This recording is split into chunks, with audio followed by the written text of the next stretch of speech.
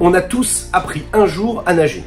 Oui, on est rentré dans l'eau et c'est dans l'eau que nous avons appris à nager. Un jour, il y a un juif qui est venu voir le rabbi de Lubavitch et lui a dit « Je n'arrive pas, mon cher maître, à accomplir la Torah et les mitzvot, à m'investir concrètement dans la Torah et les mitzvot. » Le rabbi de Lubavitch l'a regardé comme ça et lui a dit « Est-ce qu'un jour tu as appris à nager ?» Pour apprendre à nager, on rentre dans l'eau et c'est dans l'eau que nous apprenons à nager. On ne s'assoit pas pendant des heures et des années pour apprendre quelle est la science de la nage pour ensuite nager. On plonge dans l'eau et on apprend petit à petit à nager. Eh bien, la Torah, c'est pareil. En ma'im et la Torah, c'est de l'eau. C'est-à-dire que il faut s'investir et puis ensuite, on verra qu'on accomplira la Torah et les mitzvot comme il faut, de la meilleure des manières. Oui, mais voilà, dans cette Torah-là, il y a les grands principes et les petits principes. Il y a les grandes mitzvot et les petites mitzvot. Parfois, on peut se poser la question, on se dit, mais tous ces petits détails insignifiants, qui nous paraissent insignifiants, ont tellement d'importance. Est-ce que vraiment c'est important, tous ces petits détails ? Parce que comme cette personne-là qui voulait envoyer un email, et puis elle a oublié de mettre, vous savez, un petit point là où il fallait, ou le petit tiret du milieu là où il fallait, ou la lettre qu'il fallait au moment où il fallait. Alors la lettre, elle peut être magnifique, hein, elle peut être belle, mais s'il manque dans cette adresse email un petit point, eh bien l'email n'arrivera jamais à bon port. Il faut voir dans les petits détails des mitzvot la même chose. Cette même importance, ce qui nous paraît insignifiant en réalité, aux yeux de Dieu, aux yeux d'Akadosh Baruch Hu, aux yeux de celui qui reçoit toutes ces prières, toutes ces demandes, toutes ces requêtes, ou même toutes ces mitzvot que nous accomplissons, eh bien il faut être dans le détail, il faut être méticuleux. C'est la raison pour laquelle un juif pieux, c'est un juif qui regarde même les détails, dans son comportement, dans ses agissements, dans la façon avec laquelle il accomplit la Torah et les mitzvot. Le monde de l'action, le monde dans lequel nous vivons, ce n'est pas le monde des anges, ce n'est pas le monde des âmes, c'est le monde de la Asiya, le monde ici, de l'action concrète. Ce monde-là est relié directement avec la volonté de Dieu. Pourquoi ? Eh bien, vous savez que dans le nom de Dieu, il y a Yud, Ke, Vav, Ke. Le Yud, c'est la sagesse, c'est ce qui relie la sagesse suprême de Dieu. On est très très loin de l'action, a priori, on est dans la sagesse.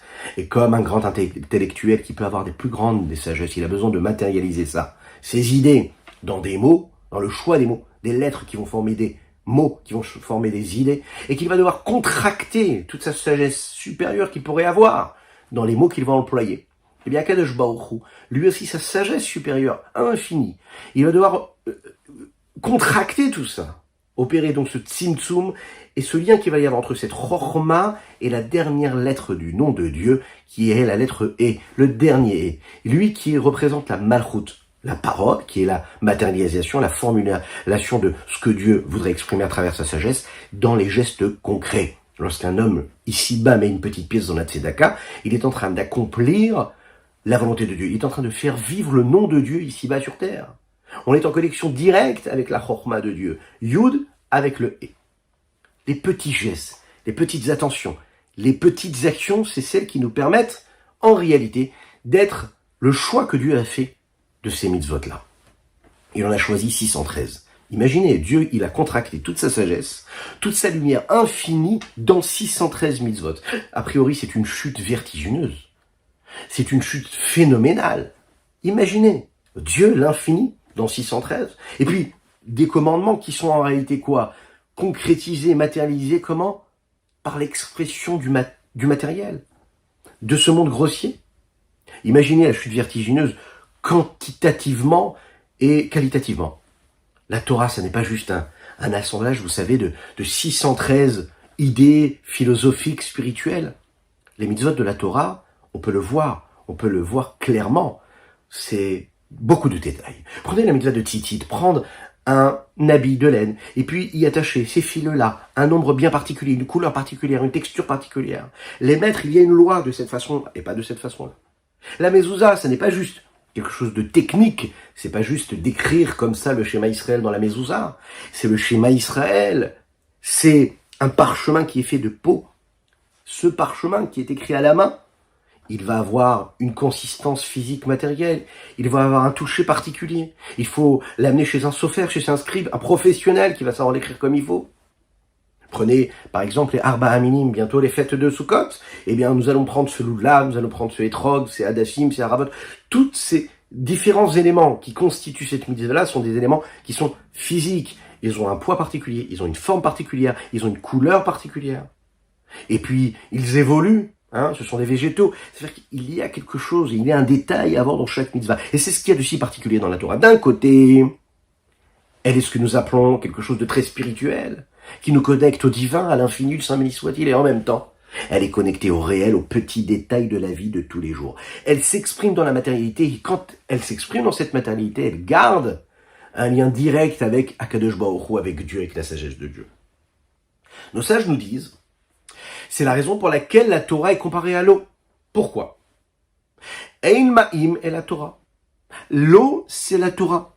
Vous savez que la qualité première de l'eau, c'est qu'elle vient d'en haut et qu'elle descend vers le bas. Le feu, c'est l'inverse, c'est le bas vers le haut. C'est la nature. Le feu est toujours attiré vers le haut. L'eau est attirée toujours vers le bas. Et la Torah, c'est pareil. Elle est descendue d'en haut et sa naturel, c'est de descendre ici-bas. Elle vient de la sagesse de Dieu, de l'infini, du Saint béni soit-il, dans les mots de la Kabbalah, du monde d'Atsilut, qui est le monde où c'est l'abnégation totale, où il n'y a que Dieu qui existe, jusqu'au monde d'Asiya, le monde dans lequel nous vivons. Atsilut, Bria, Yetzira, Asiya, le monde dans lequel nous vivons ici. C'est-à-dire les actions concrètes, matérielles.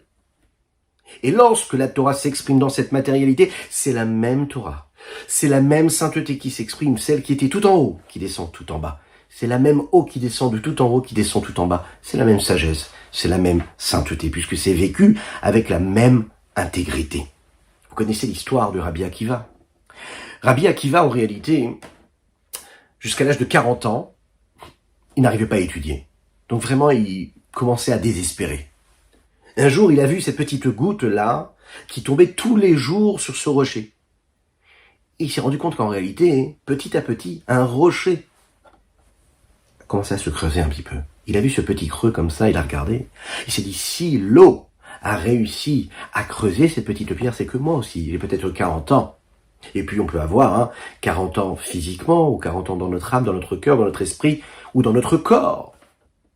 Je pourrais moi aussi réussir à faire entrer la Torah en moi. Et c'est comme ça qu'il va étudier la Torah depuis le Aleph Bet, jusqu'à ce qu'il est devenu Rabbi Akiva, un des plus grands maîtres de la Torah, pendant plus de 24 ans. Il va vraiment commencer à comprendre. Ça veut dire qu'en fait, quand on étudie bien, quand on s'investit bien, on peut y réussir. Ça, c'est l'histoire de l'eau avec Rabbi Akiva. Mais il y a une autre histoire aussi qui est très très intéressante. Avec Rabbi Akiva, justement.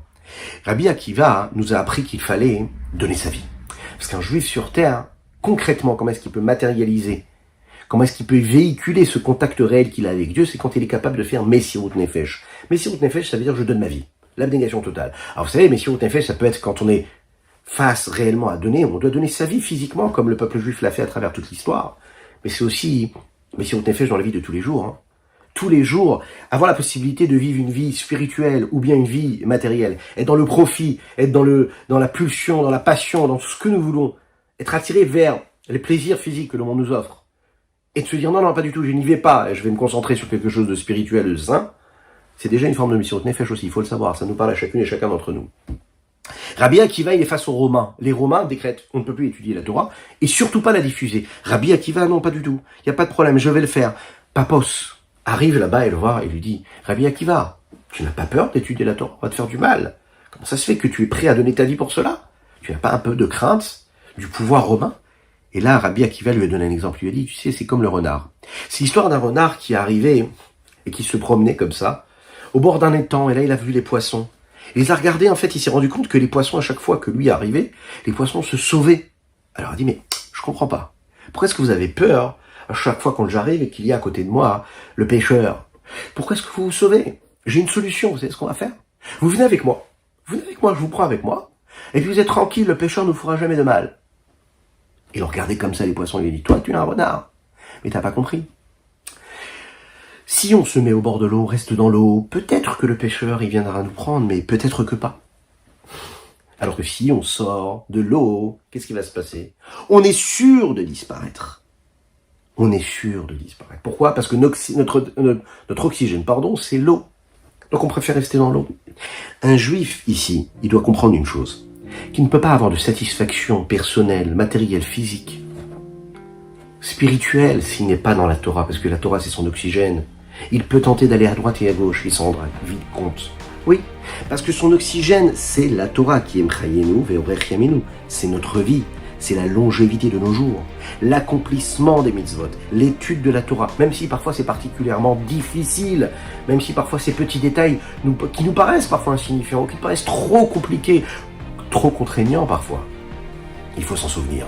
Il vaut mieux être dans l'eau, avec toutes les contraintes que l'eau parfois peut nous procurer, mais d'être dans cet oxygène, qui est l'étude et l'accomplissement des mitzvot.